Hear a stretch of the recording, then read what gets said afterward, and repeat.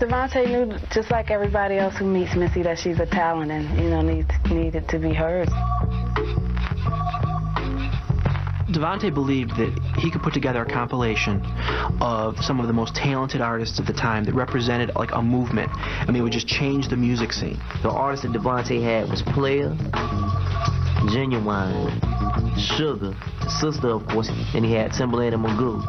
DeVante had a dream where he wanted to, you know, move everybody together, somewhat like a Motown thing.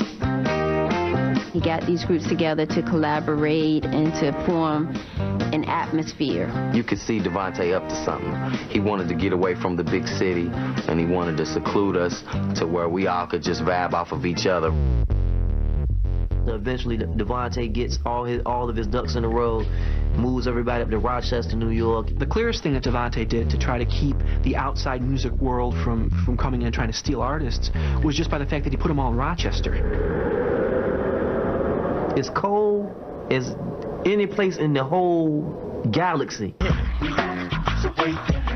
We got to Rochester, secluded ourselves, and we worked in the studio for like 2.5 years straight. We all stayed in the same apartments. You know, we all went to the studio every day. It was just like a family. DeVante actually set up not in the main studio upstairs, but he preferred the basement. Well, look like he just came out of the basement. So we named our crew the Basement because that's basically where we stayed. DeVante had, like, his plan was to put together this tape, a VHS tape, of all of us showcasing our talent. The idea was to kind of sell it as a compilation record of the entire Basement project.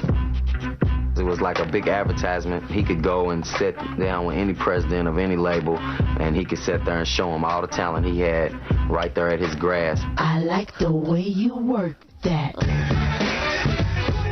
He wanted to create an atmosphere where everything that was recorded was a complete, real reflection of what was actually being lived. DeVante was preaching the gospel of party. You know, I mean, that's what it was all about. Weed for breakfast, weed for lunch, weed for dinner, and an occasional weed snack in the middle. Missy witnessed some of the extreme craziness that was going on and just the lack of work getting done.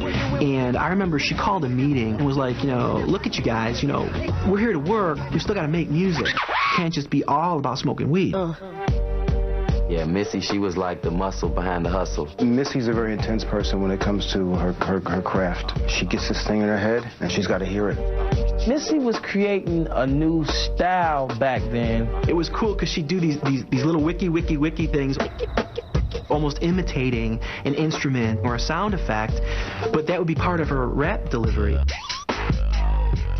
I think she had a real desire from very early on to do more than just sing or just rap, but actually be a part of developing careers. She started writing for these various groups. Missy would be maybe working with Ginuwine one day, another day she might be working with Player, and, you know, another day maybe something of her own project. Don't be hanging with Player. Down from the start where they be picking.